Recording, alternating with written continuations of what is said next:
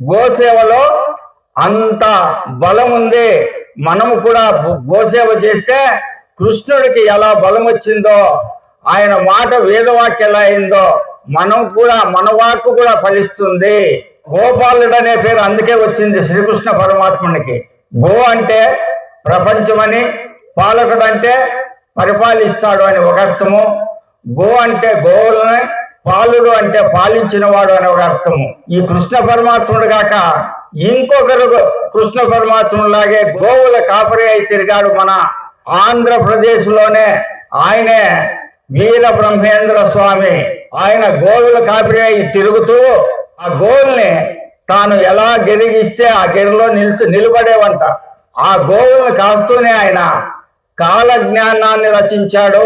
కాలజ్ఞానం అంటే ఆనాడు రాసింది ఆయన ఏదైతే ఉందో అది అక్షరం పొల్లుపోకుండా ప్రతి ఒక్కటి జరుగుతుంది. గాంధీ మహాత్ముడు జన్మించేది కాలజ్ఞానంలో ఆనాడే బ్రహ్మం గారు రాశారు. ఆ ఇందిరమ్మ రాజ్యం వెళ్తుందని ఆనాడే రాశాడు. ఈత చెట్టుకి కళ్ళు కారుతుందని రాశాడు. వేప చెట్టుకి మామిడికాయలు కాస్తుందని రాశాడు. మొన్నే ఈ మధ్యనే మన గుంటూరు జిల్లాలో వేప చెట్టుకి మామిడికాయలు కాయడం పేపర్లో వచ్చింటుంది, టీవీలో వచ్చింటుంది, మీరంతా గమనించవచ్చు. కాబట్టి ఆయన జగద్విఖ్యాత పురుషుడైనాడు.